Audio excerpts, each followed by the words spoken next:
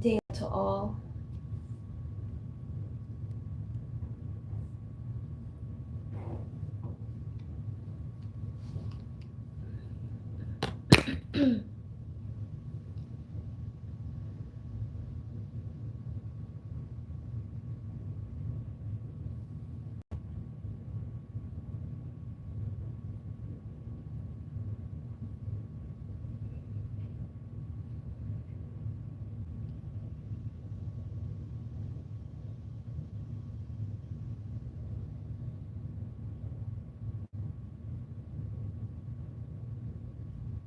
If you had the chance to go back in time,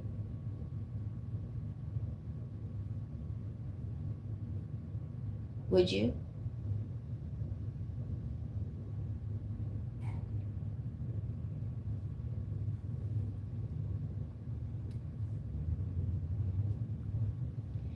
When it took so much from you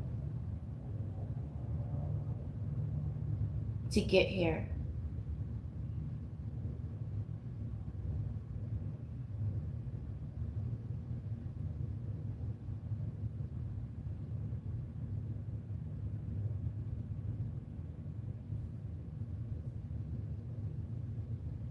those days were necessary, but they are not to be repeated.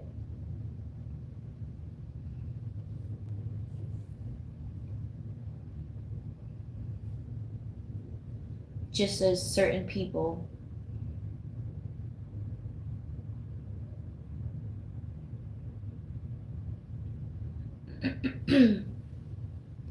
especially when you are someone sort of like me,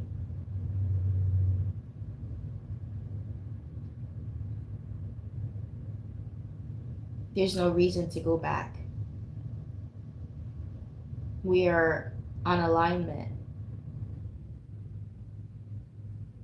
Every sequence of events is literally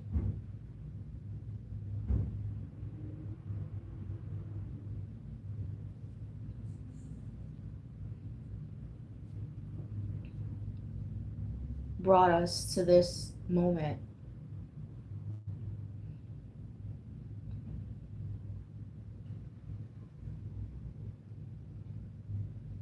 We don't want to live the black sheep again.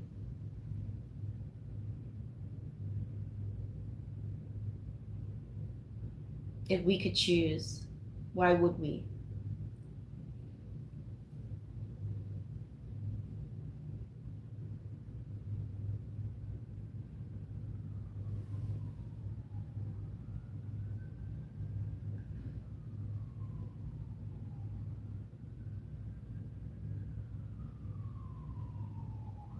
We are made of blood and water, and the body, the flesh.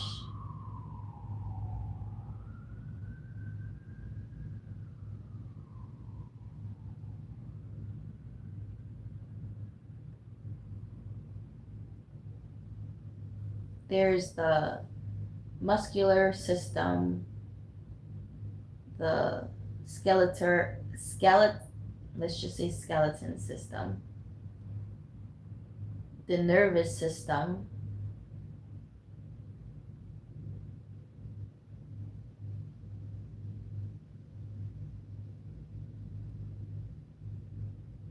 then the skin, the flesh. And when you Google this to see the sort of diagrams,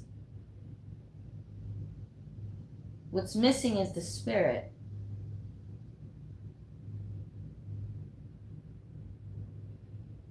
Because the spirit is separate.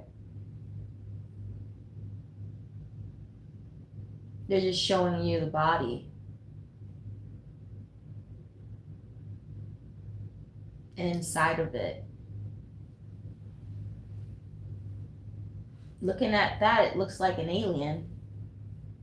Eyeballs, bones, It's like, that's you.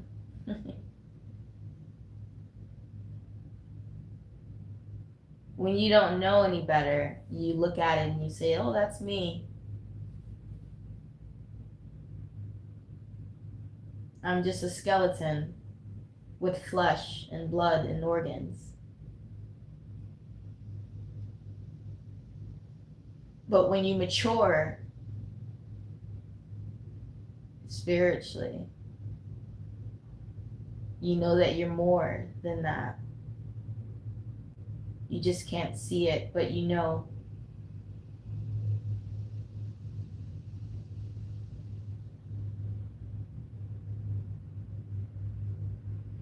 Sort of weird in an alienating way to see it. To say, oh, that's an alien. Oh, that's me. That's what's inside of me.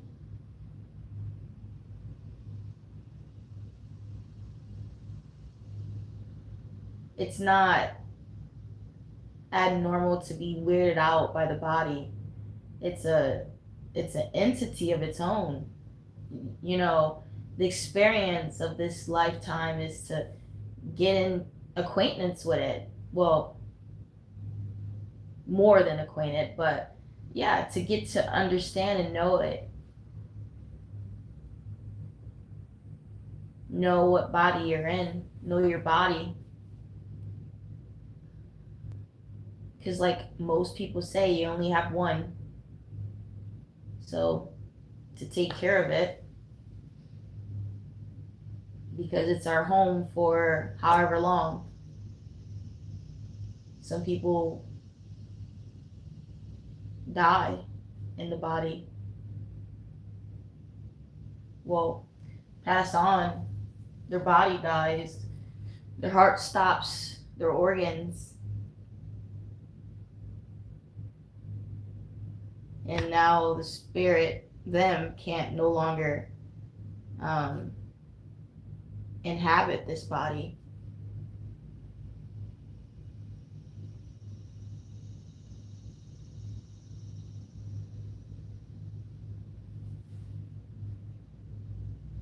So yeah, in a way, we need the body to exist in this physical way, but we still exist somewhere.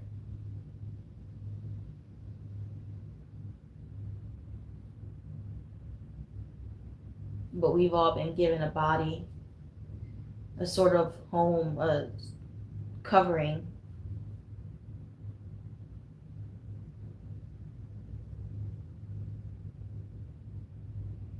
And it could be viewed as protection, you know, because man will try to destroy you, but they can't destroy the soul, the spirit. But they'll try to destroy the body. They can.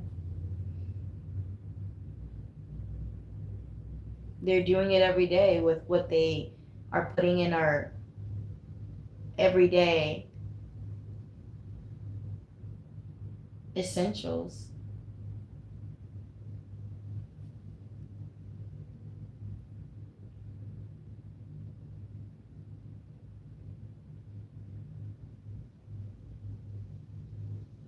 And they won't talk about this because, well, the higher powers in this world, they don't focus on this sort of philosophy, this sort of truth, because it's spiritual truth, right? And they are rulers of the world, so they tend to clearly stick to their worldly doctrines, their worldly philosophies and understandings. And also because they're the masters of this world. The last thing you're going to expect from them is for them to be telling you about spirituality, whereas in this world they have all the power. They don't have the power in any other world outside of this world. They don't have power in the spiritual realm per se, but they've been given power in this world particularly. They've been the ruler.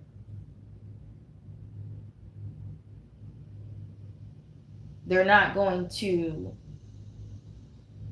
remind you of how you're not belonging to this world, or how this world is temporary, when to them they would want to live forever. They would want to rule forever. So of course they're not going to remind you that you're temporary, that the body is temporary, that you're more than, and you're a spirit, and that you should look forward to the next life and the next world. Not telling you exactly everything, not telling you really anything other than, the basic fundamentals of this world. Can you blame them? No, because it's really not up to them. They're teachers of this world, and so they teach of the world. They're not teachers of God. They're not teachers of spirituality. So they don't know those things.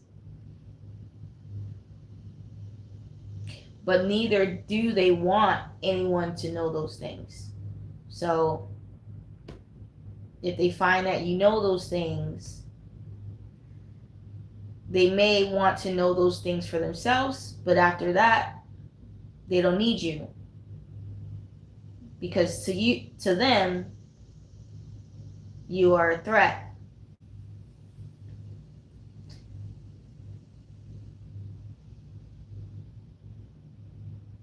So just the same, now that they deceived the whole world by, let's say, programming, just not reminding the people. If they're leaders of the world, you would expect them to teach you what teach you what needs to be taught. So by them teaching you whatever they've chosen to teach you, and not remind you or advocate for the God above, the God that gives them power, instead of that,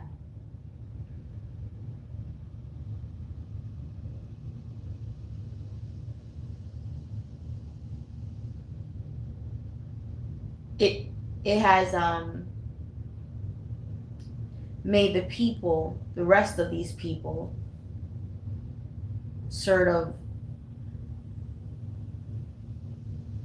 be in a place where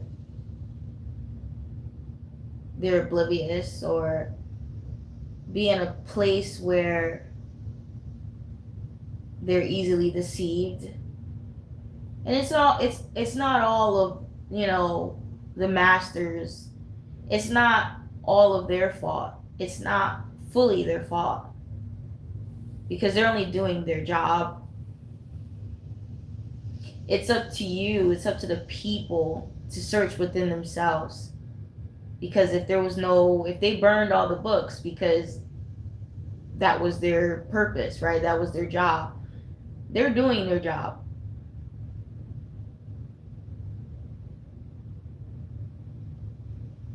If they ban these scrolls in the schools, and like they do, they don't teach these things, it's still up to us to believe in a higher power. It's still up to us to question certain authorities if it doesn't sound right, if it doesn't feel right. There's nothing wrong with questioning, asking a question. There's nothing wrong with voicing your opinion on something.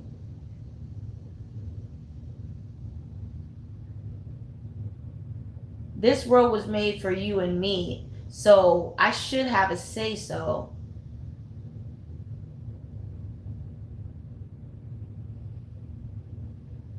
It's not fully their fault. It's not fully their responsibility when they clearly have gotten the permission to be rulers in this world.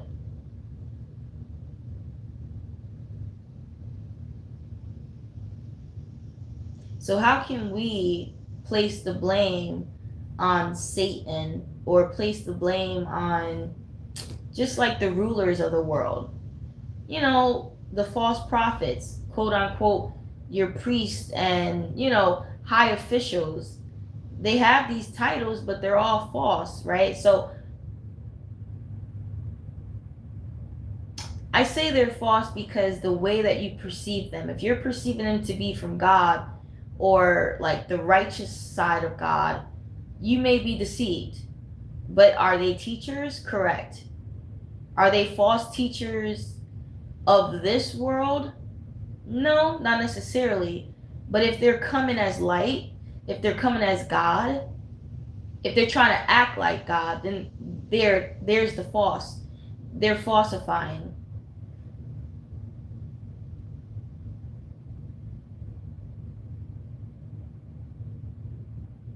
Now, if they were to just say they're teachers of this world and we teach things of the world, then that's fine.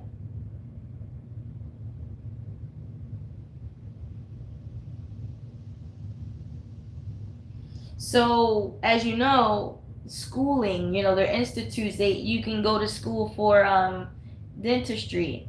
So that's part of the flesh. That's part of the body. They can teach you those things because they've studied it. They've experimented on the body.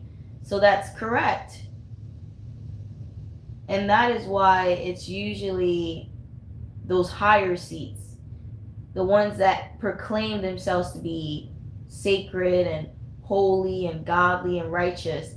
Those sort of seats are the ones that they themselves have to watch themselves, watch what they say, watch what they do, because you're representations of higher places, and the people believe in that as well. So there's a difference between a career in dentistry, that has to do with the body, and then there's the difference between a career in divinity, anything along those lines. That's more spirituality, is it not?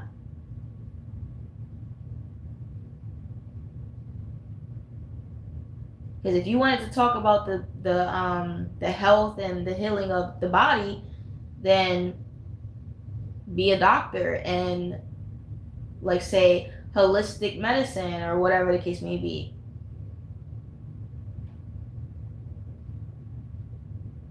So if you are taking a position in more of those spirituality careers, then yes, you would be held at a higher standard, because you would be expected to speak about spiritual things rather than worldly things. That you're expected to know spiritual things, And that's why it's important to be appointed by God and know what you're saying if you're talking about spiritual things. It isn't just what's in the book or what's in the scroll, because this scroll has been here and not everyone can edify it. It's been here for thousands of years, and the mystery still has been profound, still been a mystery.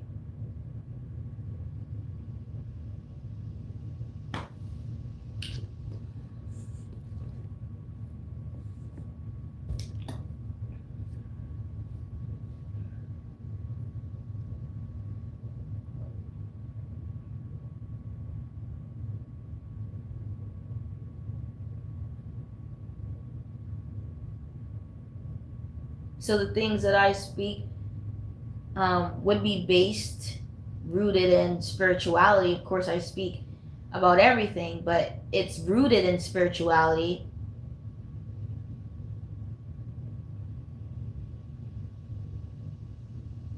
Because I'm trying to remind you that we are a spirit. And the reason why this happens and the reason why you feel this and this and that is because of the spirit.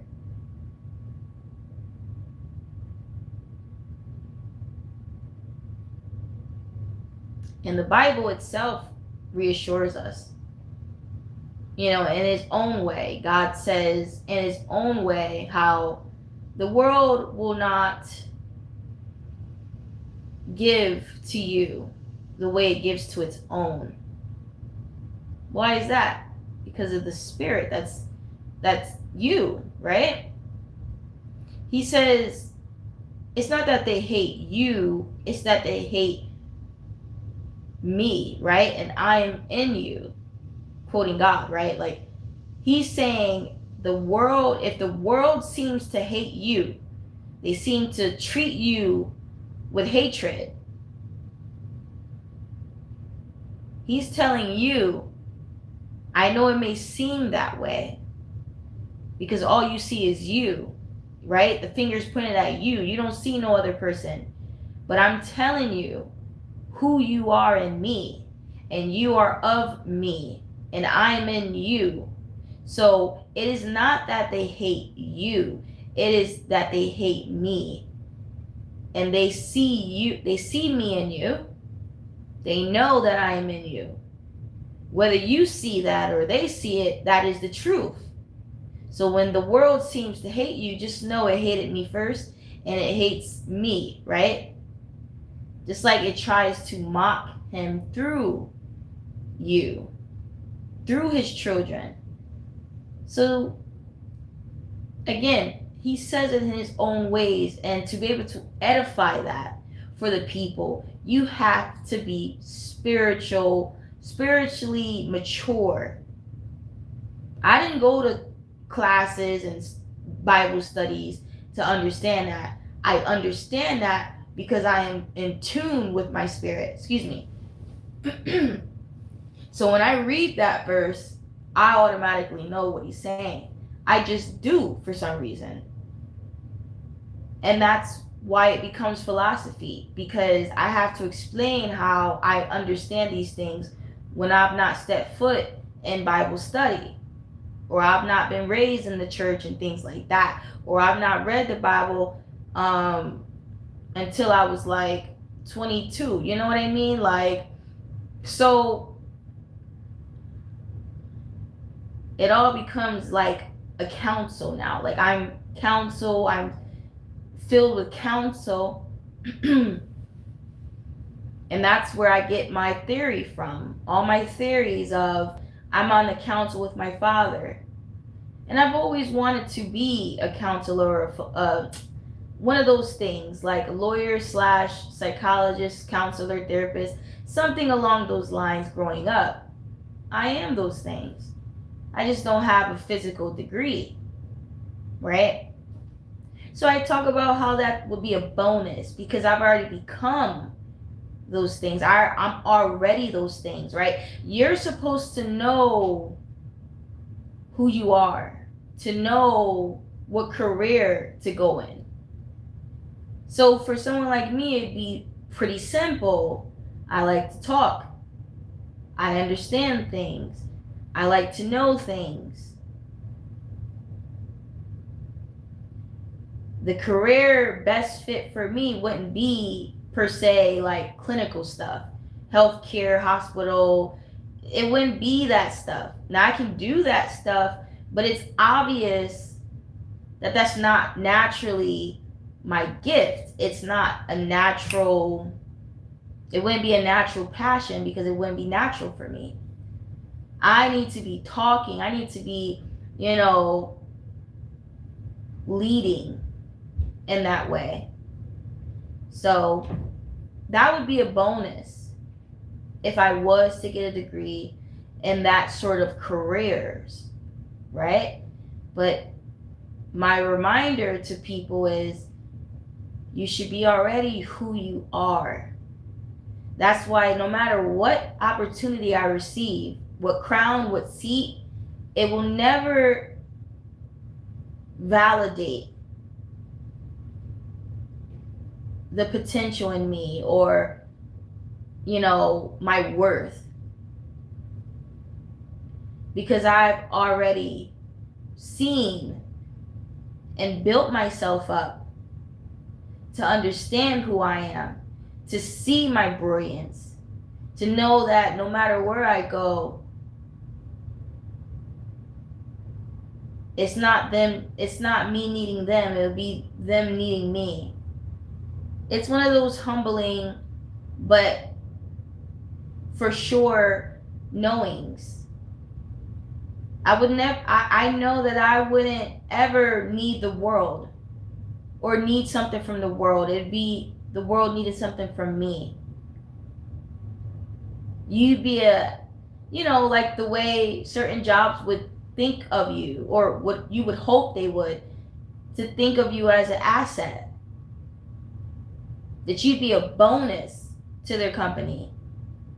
Why? Because of who you are. Not because of what the job can give you or make you or teach you. No, it's what you can teach them, what you can bring to them, what you can create with your energy, your presence, your essence, your spirit. That's the reminder. Because there's most folks out here that once they put on a badge and, once they acquire this degree, they change. It's like they're, and it's a natural booster. But what I'm saying is they change in a sense where they change only when the badge comes on. They change only when they clock in. They change only when they're in that position.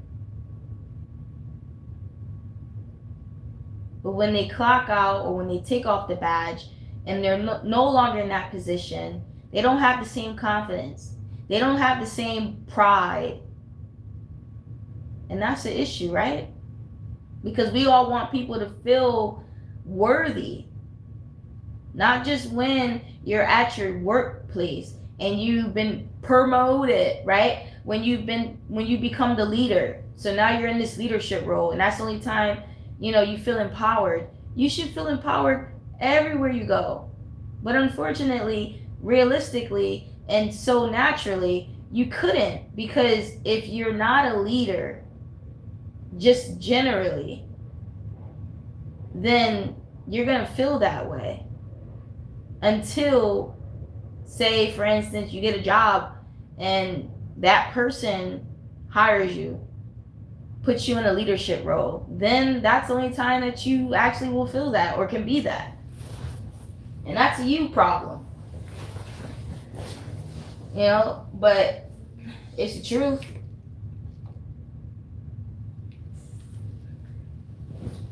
I'm well aware of that too, because we've all been around them where, we work around these people and they're our leaders, but they're full of crap. They don't really have true leadership. They're evil spirited. And you're just like, how the hell did they get this position? But we know how the hell they got it. Kissing butt. Okay? Some of them literally probably did kiss butt. So we ain't never lie. But yeah, and that's another thing. When you're around these people, when you have some self-worth about you and you know who you are, you don't sweat those things. Yeah, it's frustrating. Of course it is. But you're not wondering excuse me. I just ate. Ooh. You're not necessarily wondering well, let's say this, you're not jealous because your time is coming. And that, God doesn't reward the way the world rewards. And the world is rewarding their own. So it's not like you're expecting that same employer to promote you. You won't be surprised if you don't get it. You see? So you gotta walk into these places. You need to walk in life prepared and understanding. And I said that again. I'll say that again. Prepared and understanding. That is your spiritual and your internal weapons. You need to walk through the fire prepared. Ooh, excuse me.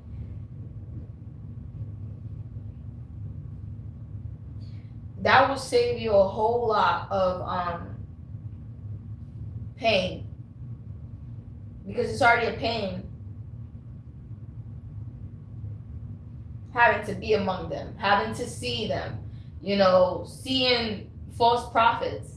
We'll just call them false prophets because they're just false teachers, false leaders, false. They're just, people that should not be in these seats, people that are not, literally don't have the spiritual credentials, you see, but they have the worldly credentials.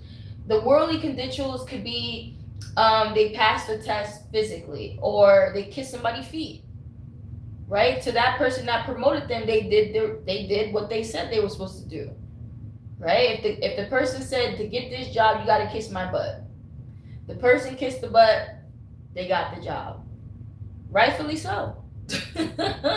Because understand that this is this person's company. They can do whatever they want to do. They can hire whoever they want to hire.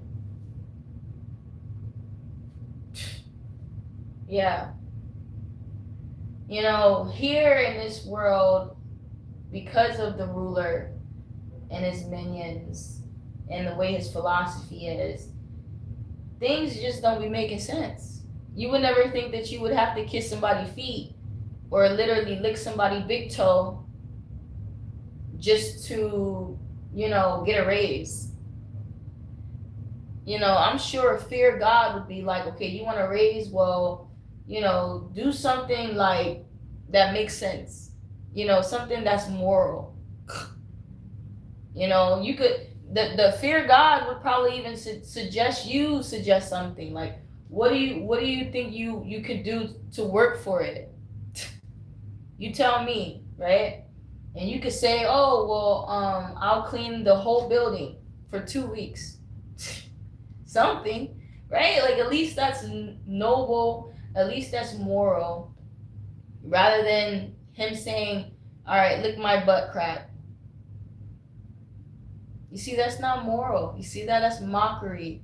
And that is why they say don't sell your soul, because that's going against like your morals, like your integrity. He just said kiss his butt crack, when he could have said anything else. He could have said clean the toilets, wash the dishes, run around the building 5 times. No, he said kiss between my toes. Like, do you not get that? Or are you now starting to get it? That is why they say don't sell your soul, because the things that they'll have you do that is not moral. You shouldn't have to bend over. I'm just saying. Men and women. That's why they pry on the younger people, right? And so we're talking about older people now. We should not be falling for those tricks. We should not be falling desperate to those things, right? We're older now. So if they try to say or bribe us with sex or something like that, like, oh, okay, to pass this test, let me get some of this. You see, that's not moral. When he could have said anything else, or she could have said anything else, no. They know what they're doing. Because you're not even going to feel okay about it later on. You're not going to feel okay about that. Now, if the person said, okay, sweep my floor, you'd be like, all right, cool. Like, that's noble.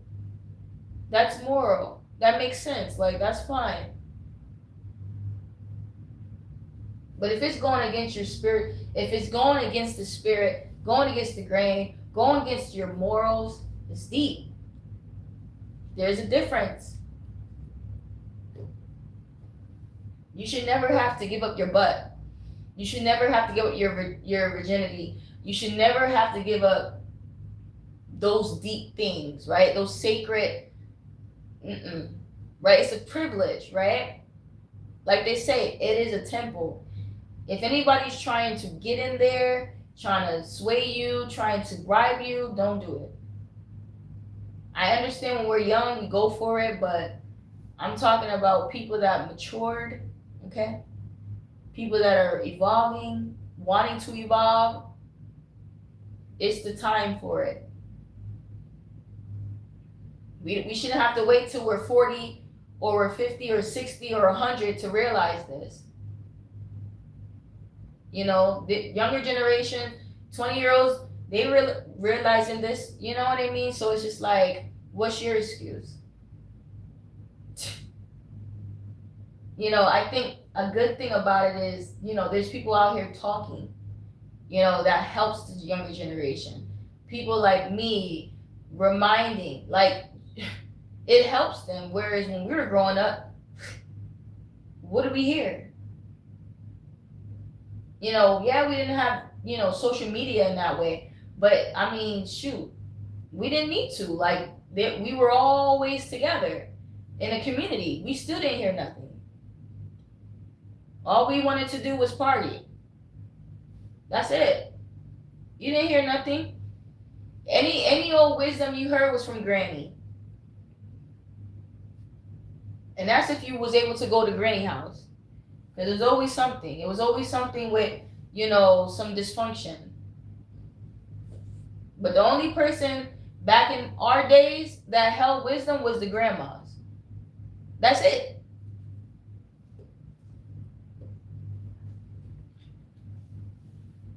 Nowadays, you got social media, you got everybody talking. So the younger generation coming up, they have a higher chance of being very knowledgeable, very aware at a younger age. But again, it doesn't take for us to get to, a certain age to start to realize this. If ever. If ever. You see, I'm realizing this because it's just who I am. I didn't have anybody teaching me this, nor do I have anyone teaching me this right now, physically. If anything, physically, I have my own self teaching me, just as I am with myself every day. Just right now, I am just choosing to speak out and let my soul speak for me. My soul knows all the things. Reminds me. I may not know what I'm going to talk about, but I just start and it flows. So I teach myself every day. I listen to myself. Is anybody else teaching me? No. And that's where I have to tell the truth and testify, because where are these people? They would have left you out for dead. They would have left you out for dead.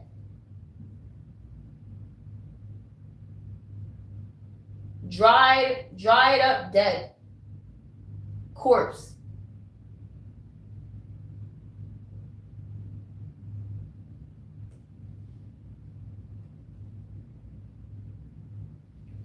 By the glory of God, I'm thriving. By the glory of God, I've risen. By the glory of God, I've made it. This 10 years on my own. By the glory of God, because not one of these people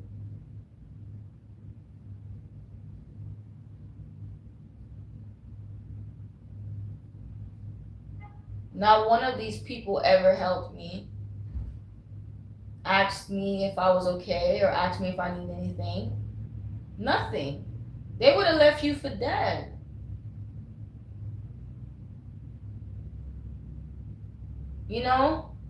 That's a whole nother world when you think about the coldness of in people's hearts.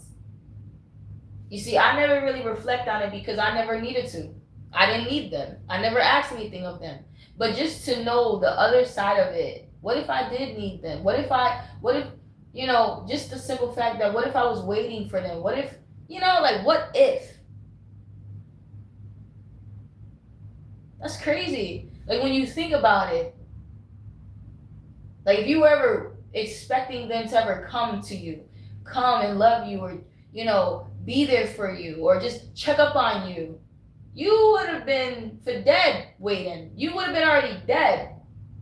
And still, no one would have came. Still, no one would have called. You know what I'm saying? Like, that's how deep it is when I have to think about it, just for this testimony. That how cold is it? How cold are people in their hearts? And I'm sure there's a lot of people in the world that have many stories of how cold people could be. Whether you're fortunate or unfortunate, whether you was on the street or not on the street, like, that's crazy works.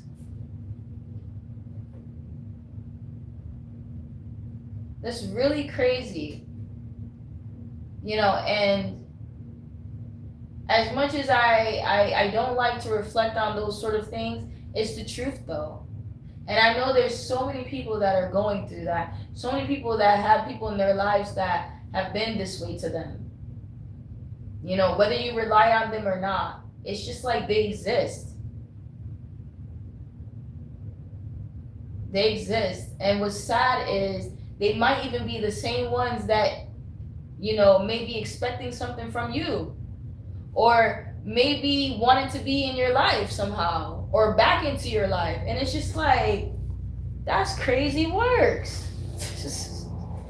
You know what I mean? Like, that's crazy works. They want to be back in your life, but you know, thank God there was a God, because there would have been no life that they could come in if we was for dead. You know how they left us for dead. You know, thank God we're still alive. You know, but we could have been dead. You know, that's not my food. Who is this? Oh man. Somebody's food got dropped off at my door, but I'm just gonna leave it and hopefully they see the picture and come get it. But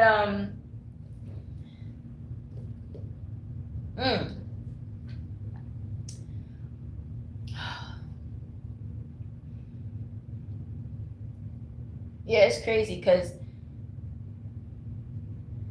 you know, I talk about safety and how he keeps me. But like I said, I don't always really think about how cold the world is in a way where it could have been for me. I just thank God for it. Now, I've had little glimpses, you know, little things to remind me. And I'm not talking about like family. I'm talking about like all in my 20s, like, you know, me being on my own. There were little instances that I was like surprised how cold people could be and how like brutal the world is. There was one time that my phone was dead.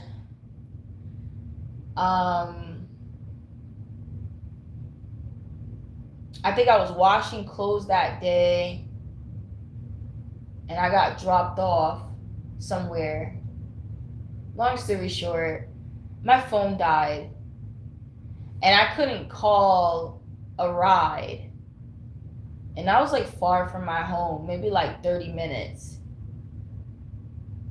Maybe even 40. But at this point I'm like, okay, you know, like, does anybody have a phone? Because I just need can you call a taxi for me? Because again, my phone's dead. I think I tried to buy a charger. There they go, they get the food.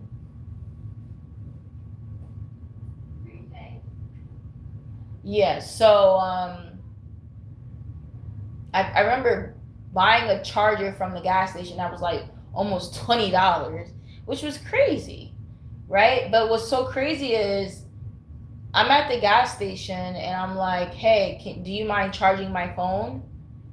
They're like, oh, we don't charge phones in here. So that was already something that felt really cold. It was like nighttime. It was maybe like, it was going on 7 p.m. So it was getting dark. So that was already like, okay, great. I can't even stay in the store because I need to find a way. You know, I didn't know any numbers. So I remember standing out there for a good 30 minutes. And, you know, this is a gas station, so there's a lot of people there coming in and out. And I might have asked maybe 2 or 3 people, I'm like, you know, do you mind if I charge my phone? Something along those lines. I think out of 3 of them, 1 of them was like, okay. And I think maybe after 5 minutes, you know, the person's like, okay, I gotta go, right? And yeah, I was just standing out there. And even when I was standing out there with my bag of clothes, like they all just like walked past me. They didn't say, "Oh, are you okay?" or "Do you need anything?" or even when I asked and I was like, "Hey, do you have a," before I even brought the charger, I'm like, "Do you have a charger?" They're like, "Nope." Or some of them didn't even say anything. So again, that's just one incident, right? To see how cold it is, right? Like I was even homeless. I actually had a place to go, right? I wasn't asking for money. I wasn't asking for a ride. And still people just walked past or ignored or looked at you like, and it's just like, oh wow, okay. You know, yeah. I don't know. It's sad though, because again, there's far worse things that people go through every day. And I'm just saying, from my experiences, like I got little glimpses of just coldness personally. When you're unfortunate, when you need something.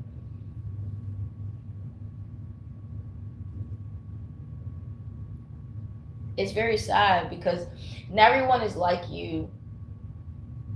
If you're that person that will give, the shirt off your back, if you find $1 in your home, like you're fine with giving it away. Like, someone knocks on your door and it's like, hey, do you have $1? And it's like, hold on, honey, let me go find something. Let me find something, Like, I don't think about myself. I don't overthink it,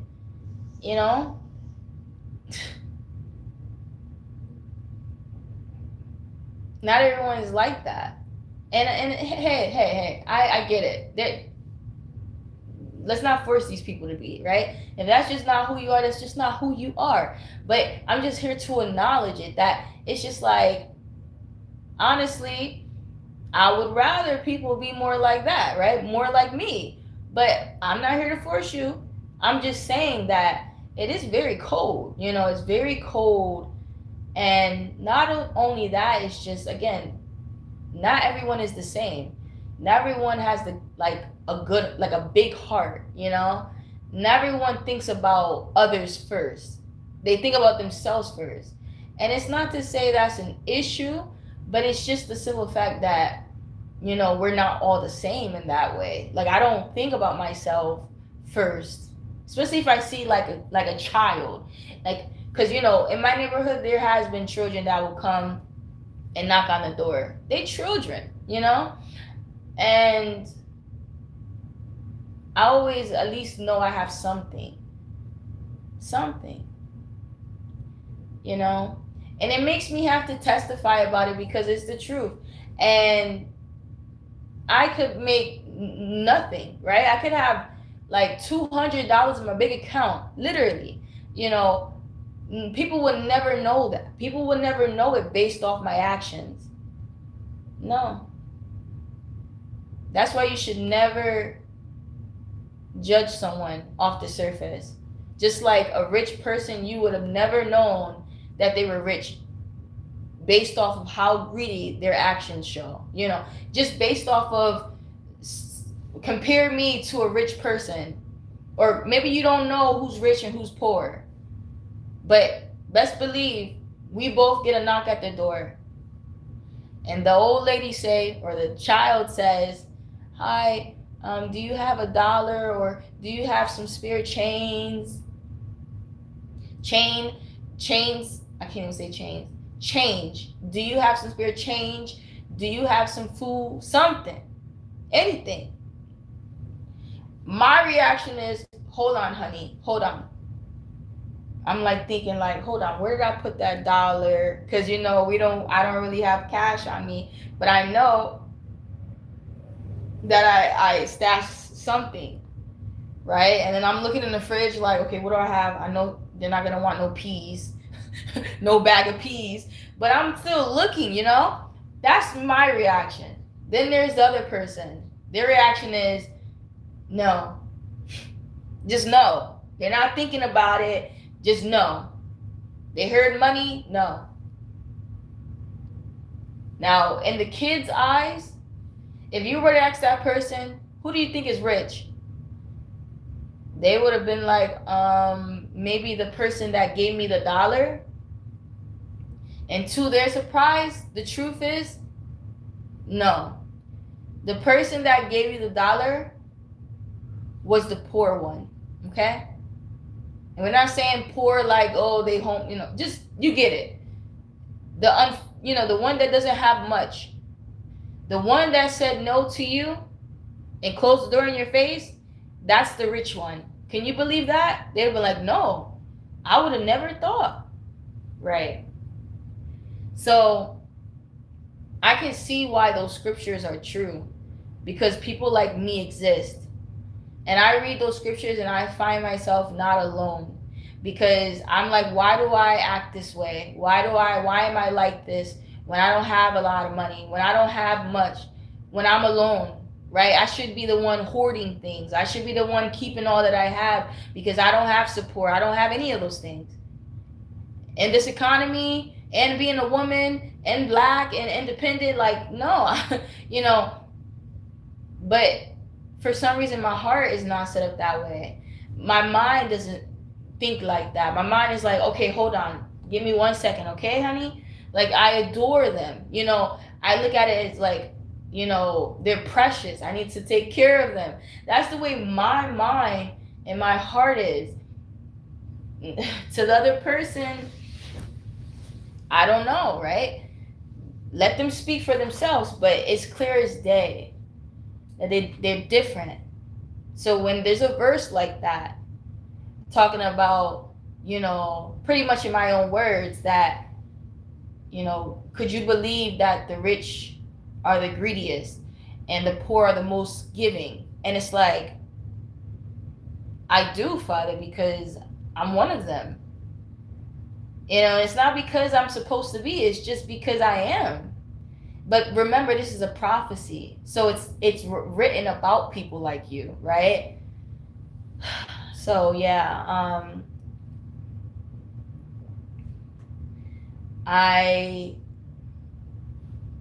as tough as like my life is, like, it's also been safe. Like, it's never easy being the black sheep in the family, but I've been safe. Yeah, I've been misunderstood and not chosen by my family, always the last to be picked, or not picked at all, right? Or picked on, but I've always been safe, right? So it's been tough, but I've been safe for the most part. 10 years being on my own, yeah, it's tough because I'm doing it on my own. You know, but I've been safe. And that's what I mean, that I've not literally been out in the streets to really get that coldness. But I at least understand the coldness of, like, just general coldness, right? To what extent or what interpretation, who knows, right? You tell your story, you tell yours. But I understand how cold it can be, right? We just don't want to get and be in places where it's real cold, right? Real can get colder. No.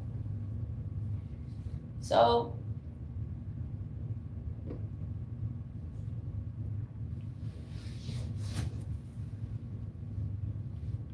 it's just really crazy, because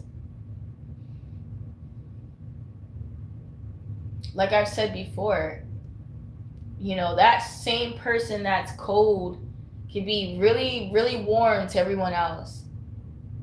And it's just a wicked thing. It's really a wicked thing, you know, to know that this person is keeping this person in a dungeon, but everyone else sees this person as a saint, or, you know, sees what they only see. there has to be justice. You know, I believe in that. I believe in justice. You know, I speak up for it. Speak up for people like me.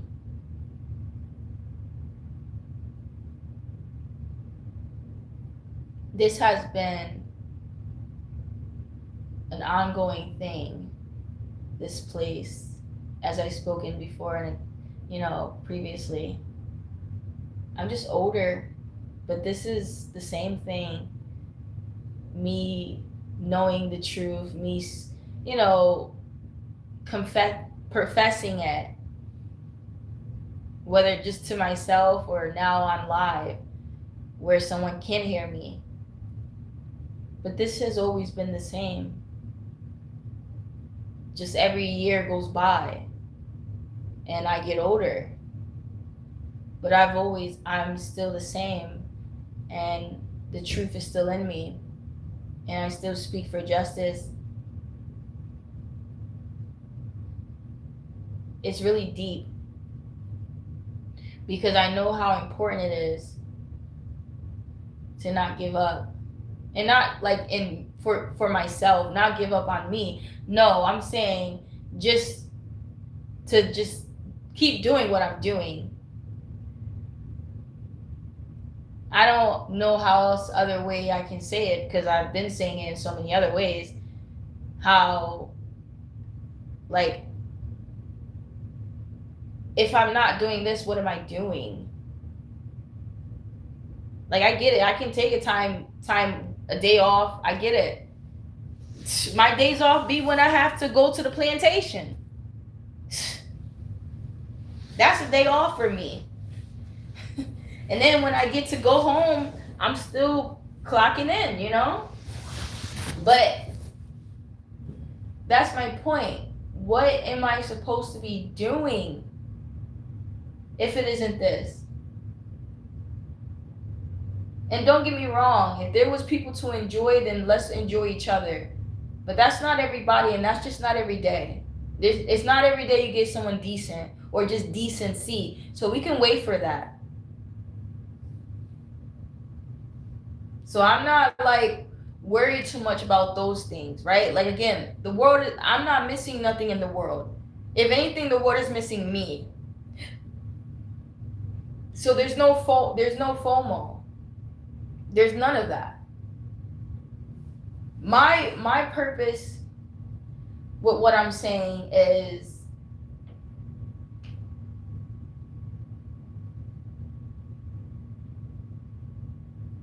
like, I'm supposed to be taking this seriously. I'm supposed to be the real thing in the world. If I am, then I'm supposed to be doing this. I'm not supposed to just be continuously watching TV, or, you know, I can take my scrolls, you know, get some fresh air. Duh. We're not talking about getting some fresh air, because you still got to come back in. You can't stay out there forever. And so when I come back from outside, what the hell am I going to do? Continuously do what? What's the only thing real? The truth. If the truth was that TV was good for you, then do it. If the truth was that we were in a harmony world and there was no need to speak for justice, then so be it. But we're not in that world. There is a world that's corrupt and filled with destruction that we're in right now, where children need to be spoken for. We need to shine light on certain dark places. Keep people reminded on certain topics, let alone physically, in the spirit.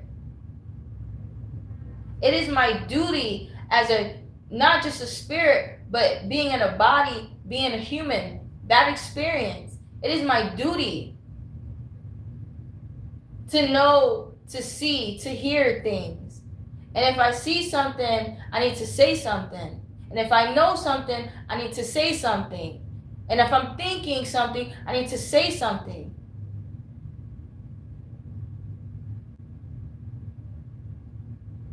forgotten that this is a spiritual will.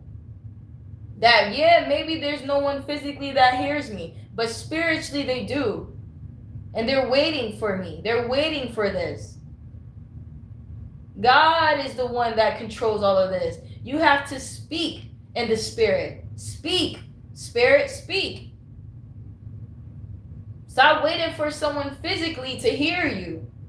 They're never going to want to hear you. We've talking to these fools. We've talking to people in the human, in the physical. You think they hear you? They listening but never hearing.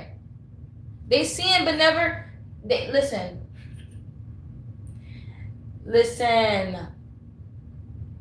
I could talk to someone face to face right now for 2 hours straight. It's been even longer. I talked to someone 5 hours face to face. Because time just be ticking, ticking, ticking. And by the end of that, they could not tell me what I said. They could not understand. They didn't understand. They didn't know. They didn't remember. So you telling me that it only matters if I'm face to face with someone physically? No, sir. It never has. It never will. And then to find out that they're discerned, that even if you talk to them, they still will never hear you. Even if you inform them, they will still never accept you. So what are you supposed to do? Speak in the spirit. I hear you. Speak to the spiritual courts. Speak to God. And where do you have to go? Nowhere. You stay right here. You wake up, speak. You use the bathroom, you speak. You go to work and you speak. You walk outside, you speak. It don't matter where you are. You're the temple. He's in you. If you just quiet, then you quiet. But if you're talking, he hears it. He's receiving it. He's accepting it.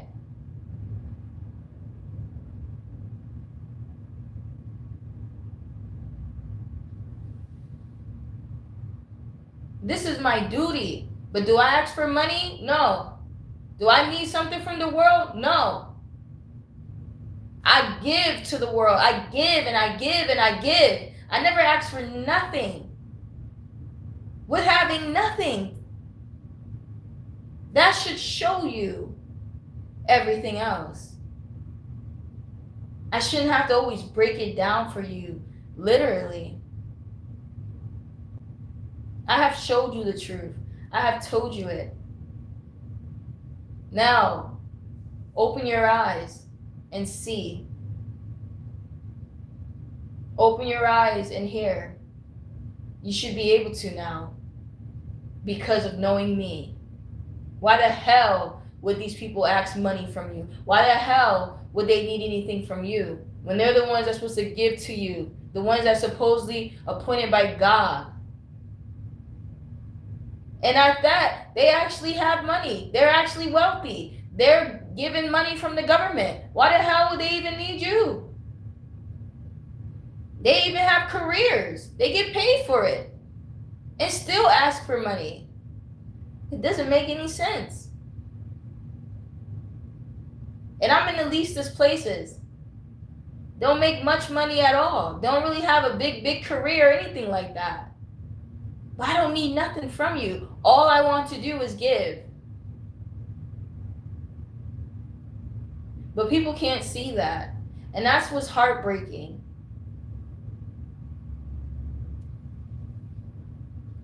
Because you get nothing from the world, even though you give everything. You give all that you have. And you never really had much to begin with. But you'll give anything. Because that's just the way you are. That's just the way your heart is.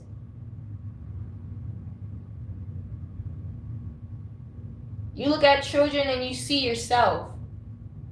They're just a child.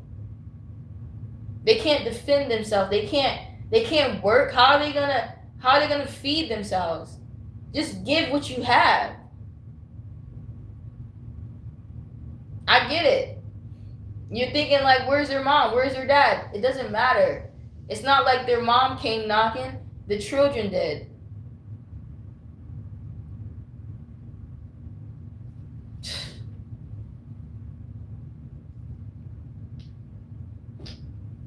But that's besides the point, isn't it? Because it's not about just the children. It's about who you are in this world. And that's how you know who you are. Like, what type of person am I? What type of spirit am I? What type of soul have I always been in many lifetimes?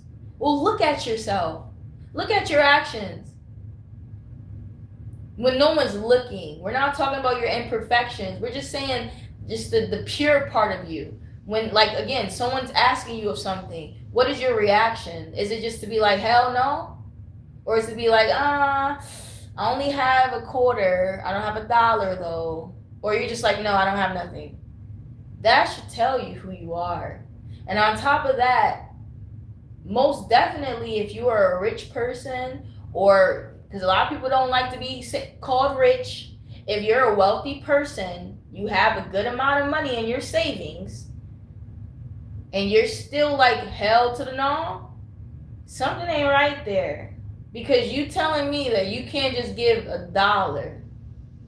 You couldn't just give 50 cents, a quarter, 2 dimes. I made a video about this one. I said, I think I called it Pure as Heart. Pure as heart. Because it don't make sense. Like, I get it. It's a selfish thing, you know, it seems to be greed, but it doesn't have to be that way. You have good enough money. You see, that's what makes us different. It's like there's something in you. Call it for what it is, but not everyone is like that, right? Like, again, I could have $200 in my savings, but just because, like, I feel something when this person asks me, I feel bad, I feel like I can help with just like $1. Like, yeah, I have 200, but like, I'll be all right. Like, you know, it's just $1. I'm not gonna give them $50, you know, but $1. It's nothing to the person. It's nothing to the other person. It's just to acknowledge these things because it's just the truth, you know. And I know it's written, but I've lived in the world to see that it's true. And no one really talks about this, you know. No one really talks about it so raw, in raw form. You hear everything else, you know. You hear all types of worldly things, worldly philosophies, you know. And if you're not hearing worldly philosophies, then you're probably busy, you know, playing games or, you know, outside or doing something. But when do you actually get real, authentic form?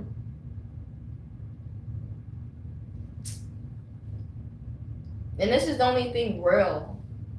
That's why I keep coming back to this. I keep coming back because it's like there's nothing else. There's nothing else other than growing old here. If I was not to speak up, I would just literally be growing old, never talking, never saying nothing, never becoming, like, never doing nothing for the world. If I wasn't doing this, okay, you know, you could be in school for whatever career you're going for, but that's it.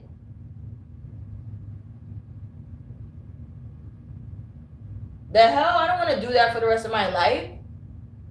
You know what I mean? Like, I can help the world without having to do any of that crap. Because what is that crap? You know, working for the world? Building their companies? No, sir. Cleaning someone else's teeth? No, you clean your own damn teeth. Excuse me. You clean your own teeth. You clean your own teeth. You clean it. What else we got? I already talked about healthcare. You already know how I feel about the cemetery. There's no way in hell. Well, actually, yeah, because that is hell. That is the graveyard.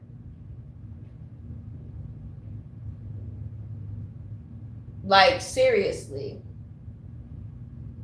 Like, you want to be poisoned? Go there. I shouldn't have to go to school to poison people.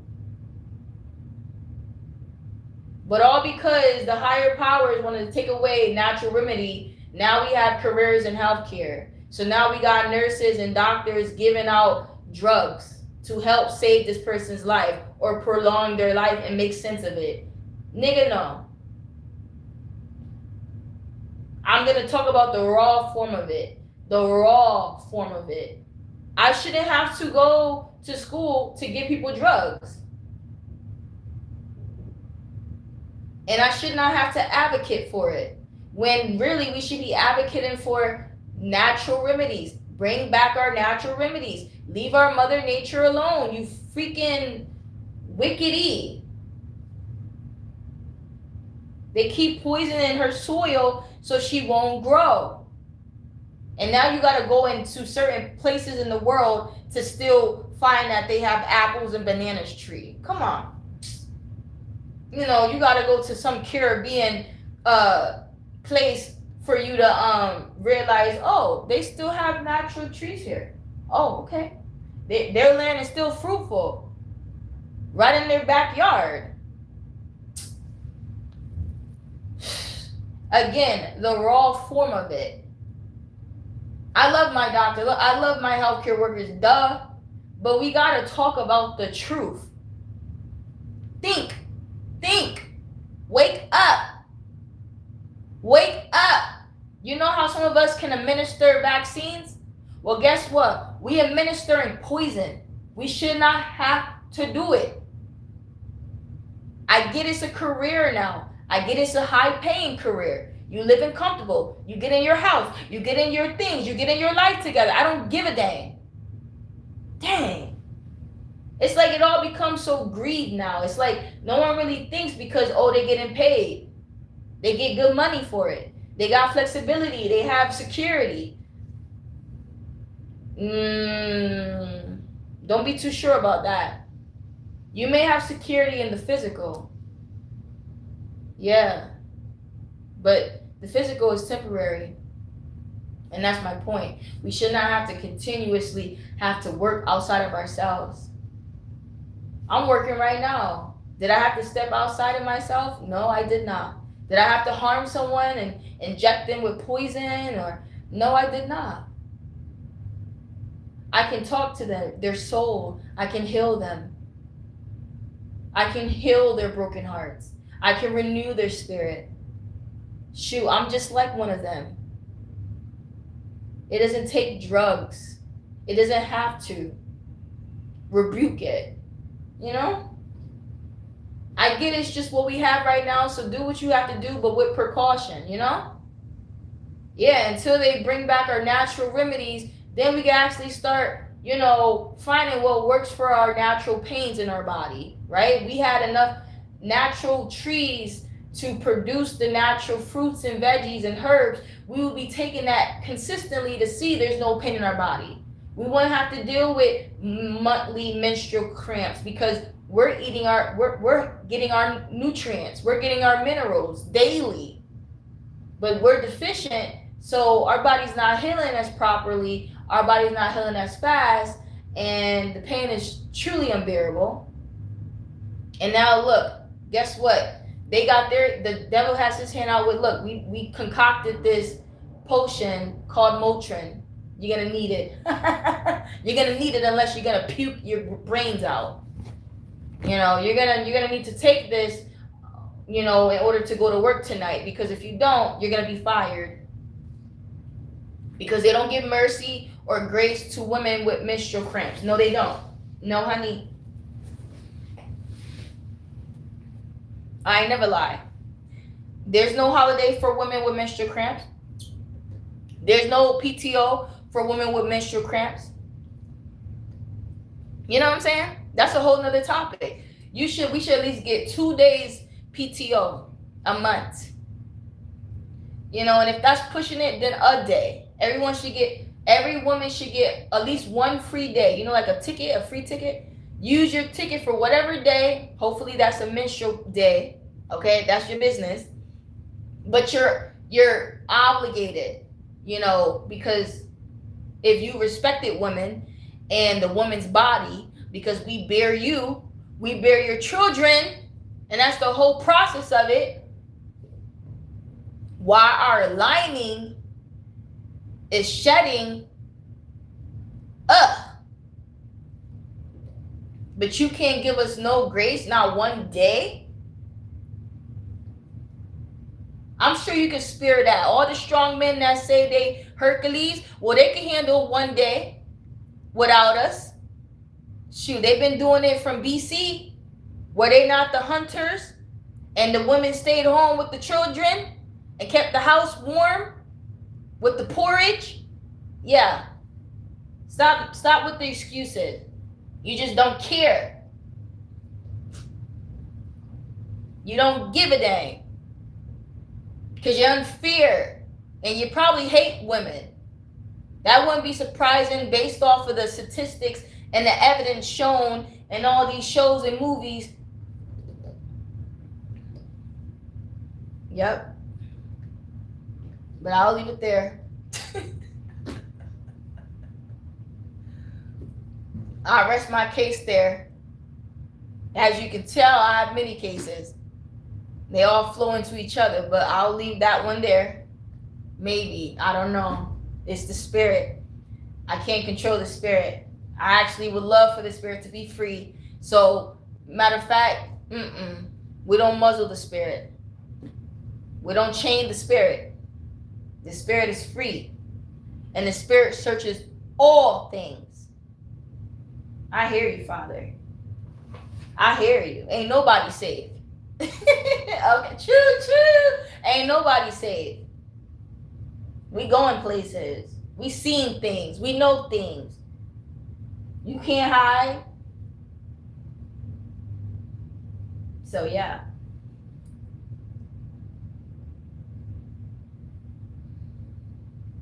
What is there to do? Summer ain't even summering. Like, what? I don't want to get on that. It's just different. Whoa. And I don't have to be a kid to know that. It's just, whoa. Like, you could just hear it. There's no kids outside. I mean, there's some kids somewhere, but just generally, like, you should be hearing them blocks away. Like, you should be smelling cookout smoke. Cold. You should be smelling hot dogs all day, every day in the summer. You should be hearing music bumping and grinding. You should be hearing it. You should be like, dang, that smell good. You know, it's seeping through your windows because it's weak and it's poor ventilation. That's it, ventilation. Anyway, installation? No. Yeah, like you should be hearing commotion because the whole world is bumping and grinding. Because it's summertime, you know, like, what do you mean? Nah, you're not even hearing a pipsqueak. You're not hearing nobody, you know? Like, I don't even be seeing the lightning bugs. I think I've seen them once or twice. They should have been in my house. I should have found at least one. Matter of fact, I haven't even seen no ladybug.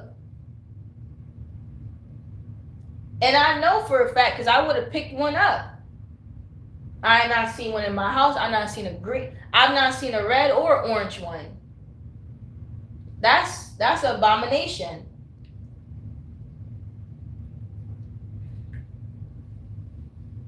What the hell is going on?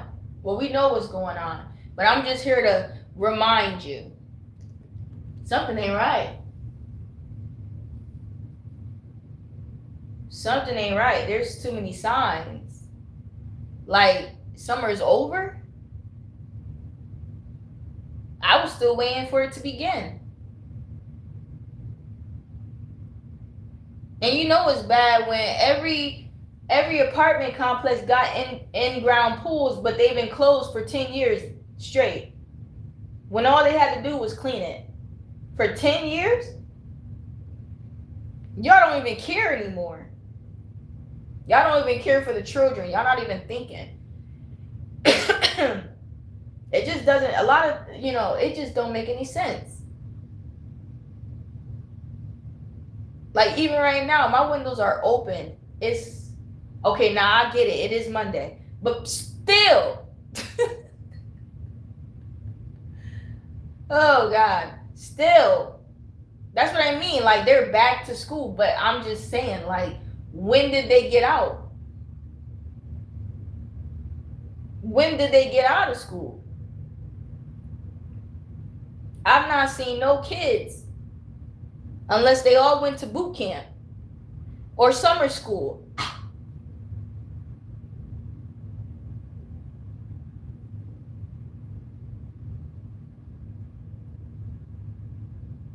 Unless I didn't get the memo and, God done raptured the children already. Like, what? That's how empty, that's how lack of noise there is. You never knew how much you'd miss the children, the sound of kids screaming until that moment, Like something don't seem right. I don't like this. I don't like how quiet it is. Like I don't even hear a baby crying. And I don't even have a baby. But I need to hear one crying. Because that ain't normal. Unless people just stop having children in 2026. Ain't no baby been born. Ain't no baby been born since 2020. But I'm sure that's not the thing, the issue.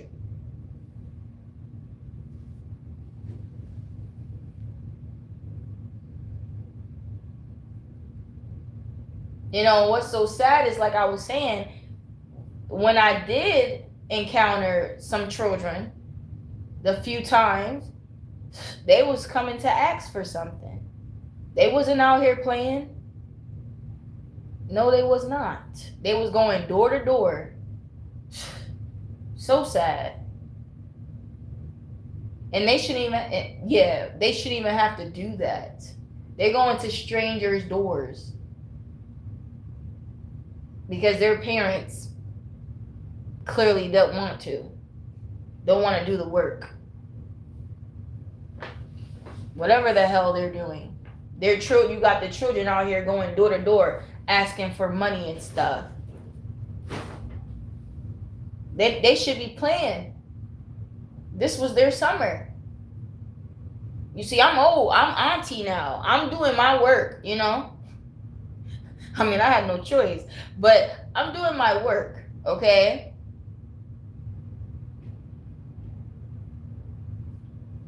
This is their time to have a little bit of fun, little bit of this and little bit of that they can have, because they're going to have to grow up. They're going to grow up one day. They're going to have to take on certain responsibilities and may have to pick up certain pieces that you never put together. And that's my philosophy. Why the hell do they have to pick up the pieces? We got to get ourselves together. Look at healthcare today. Look at how many obese people are there. Look at how many diseases. Look at how many ulcers because people aren't taking care of themselves. I had just recently seen an ulcer that was like the size of a... I just ate. But you can only imagine. And it was so deep. Thank God there was no children around because it would have scared them. Ain't no eyes should see sun like that, nor no nose to smell that. This is something that will happen in hell and death. Like the realm of death and sickness. This is that. There's no way in a high vibrational that you would ever see some crap like that. That's terror. You literally seeing a corpse decomposing. Well, the flesh decomposing. You see a corpse right before your eyes, You smelling it. I'm about to puke.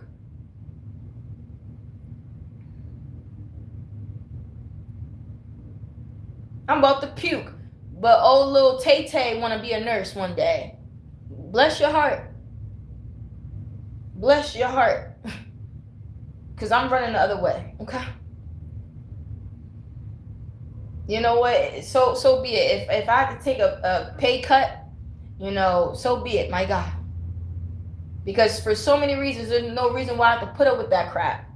There's no reason why anyone should have to put up with that crap. There's no reason why people should be in this situation in the first place. And that's the point of me being here right now, that things could be avoided if we keep talking about it. Talk about the right things so that they can stop doing stuff to us. Maybe stop putting stuff in our food because it's making us sick, making us bedbound. Now we got ulcers because the friction and, we laying down and not moving around and, it's breaking down our skin and like now it's excuse me, I'm about to puke. Now it's infected and now it's like flush eating, like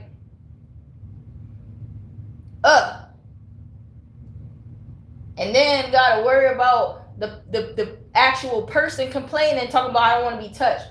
Well, if you don't want to be touched, we ain't about to get sued. You ain't about to turn around and be like, we didn't help you. It ain't like you gonna go home and help yourself. And if you are, to go home, please. Don't come back.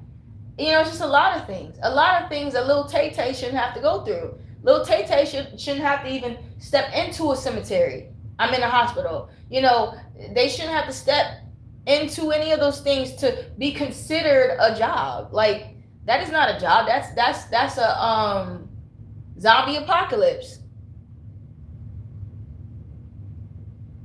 You heard me? That's a zombie apocalypse. Please. Highly, highly toxic. You over here, man. You got to definitely.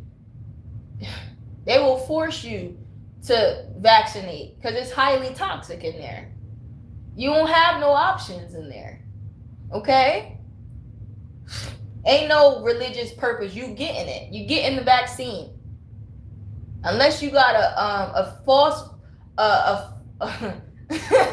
unless you got a false prophet preacher that's high esteemed and signs off on your slip, then maybe they'll consider you. But anyone else that just claims for religious purposes that they don't want that vaccine, the hell you are, you're getting it.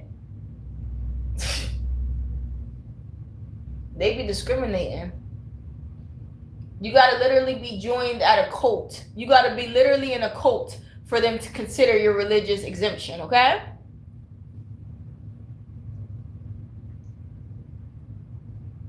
And then obviously if you're already sick,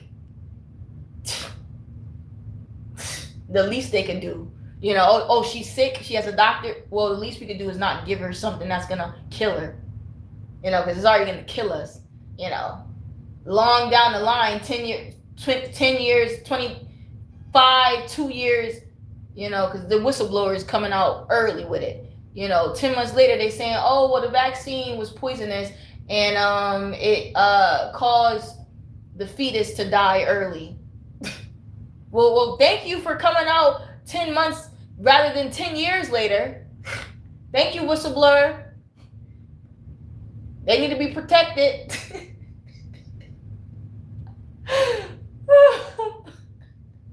It wasn't funny, it was just a mechanism. I'm so full right now, I can't even. But that's why I'm like, don't make me puke. Please don't make me puke. But I gotta get the truth out. I have to. Shoot. If I don't do it now, when I'm gonna do it? Someone said later. I said, yeah, that too. But right now is the time. So I gotta use the time that I have. Now, again, little Tay-Tay, I get it. You know what I'm saying? But baby, no. You need to be in the garden with me, with Granny. You need to be in the garden with Auntie, looking at the birdies and me teaching you about God. No, I'm serious. Little Tay-Tay, you need to be sitting down in a rocking chair, we sipping tea, looking at the sky, breathing fresh air, not toxic puss, not toxic bacteria. Do I have to keep going with that? You breathing in airborne. It's polluted. Then you gotta wear a mask that's suffocating you. And you better hope you don't have asthma. You better hope you don't have respiratory failure already. Because you're going to need a mask and goggles. You're going to need a hazmat suit. Let's hope you don't over ventilate. Let's hope you don't get hot flashes. Let's hope you're not menopausal. Let's hope you're not on your menstrual cycle because your hormones is out of whack and you're sweating. Let's hope not, because you're gonna faint. Let's not be surprised if you collapse, Lil Tay Tay. Please, you need to be right in the garden with Auntie, talking about this to keep you awake and away from those places. You should never want to ever go there, nor should anyone ever have to go there unless it's extreme. People going there just for a check. People acting sick just for a check. People actually going there to steal drugs. People will actually become a nurse just to get the drugs. Lil Tay Tay, you don't belong there, boo boo. You don't belong there, boo boo. Come with me. Listen, baby, I done lived life in those places to know. I done did my deeds. And so I've learned from it. And here's the results of it, okay? So that you would have never had to ever consider it. Because everybody in their great grand nephew's godson is talking about, you need to go to school for nursing. You need to go to school for it.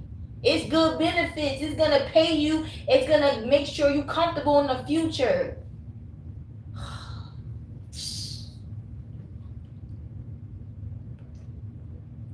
How about my husband come and he take care of me? How about we take care of each other? What are you talking about? Like, what are you talking about? How about God come and take care of me? How about no matter what I choose to do, I'm going to be taken care of? My God. Can you have some hope in other places? Put your belief in other places, please. Because I don't want to keep hearing this. When I have to constantly go and retract it and be like, look, that's a cemetery. Okay? Like, yeah, we may be working in certain sectors of that nature, but that's not the end goal, right? We're working right now for the future. As in, I'm talking right now so that,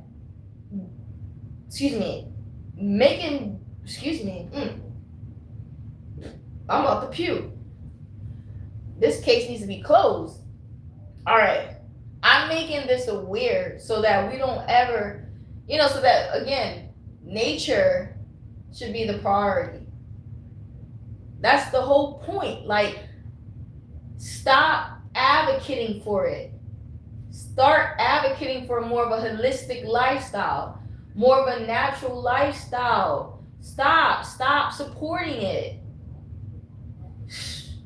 Like, I get, do what you got to do right now. But while we're working, we still should be working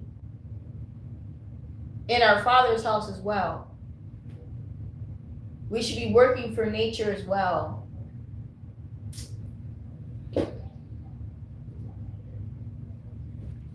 What it is that people don't really believe and they don't have faith, okay? They're probably thinking like, Allie, I give you E for effort. I give you E for excellence. You're brilliant, honey. You're brilliant. But I really don't have faith that just you alone will be able to change the world. It wasn't funny. And it's just like, that's what I think people look at when they think of this, them speaking about it. They really don't see any difference. They don't believe. But I have to remind you, God, there is a God. There is a God. And it may not happen today or tomorrow or who knows. But it will. It will eventually. Rather if we just were to never say anything. You know? If we were to just never do anything about it. You want to know that you've done something. Said something. That's it. That's all I'm saying. And I think that's what it is. People, they don't have faith. They don't have faith. Maybe they have faith in their paycheck, you know, them working every 2 weeks and getting that paycheck from their employer. But we're talking about God. We're talking about the invisible things, how just talking about it is doing something about it in the spirit.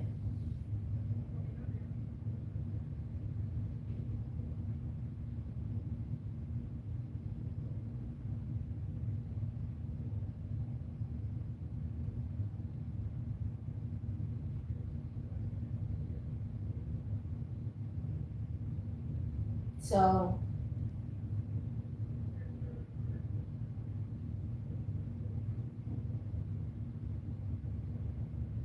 I really do feel bad for this world. I'm sure this is not the first time the ancestors have said that, you know. Or people looking down into this world. Woe to the world, right? The birds were like, woe to the earth. Woe, you know, and it's like it's the same thing. Like I'm living in the woeness. Anybody living in this world dealing with it, it's crazy for you to just be like normalizing it. Like, whoa, this is horrible. And I get that, you know, you still got to get up, do your thing, provide for your children. Duh. But there's still a thin line. Like, I'm not going to be, you know, whether I have children or not, because I have children in the spirit. And you know that because I speak for them all the time. I'll be talking to them all the time. And still, that's what I mean. It's like I'm talking to them, caring for them, while still making ruckus. You know? So it's like,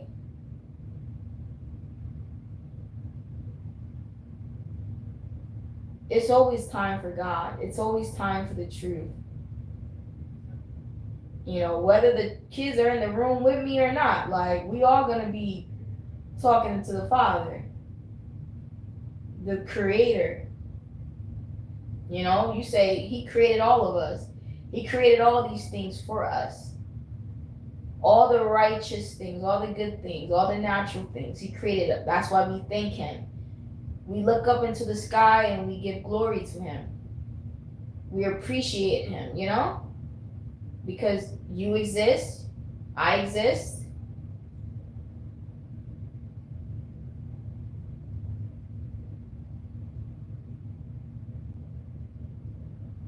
How could we forget that, you know, there is a God?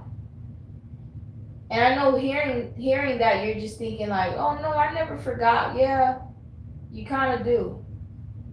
You kind of do. You kind of fully do. There is a God. This is a spiritual war. This is a spiritual world. There is a God. There is something bigger than you, something watching us from above, something that's listening. You know, we become masters of this world. Certain rulers think they're better than, you know, just humanity as a whole, and they're humans. Yeah, like we've made this sort of system for ourselves, and God above is looking down like we gave the world to them, and this is what they choose to do with it until they choose to intervene. Yeah. And I'm here calling on Him. Some people may not call on Him. Some people may rely on just humans to help them. You know? And that's fine. But in my house, we call on the Lord. And I'll leave it there.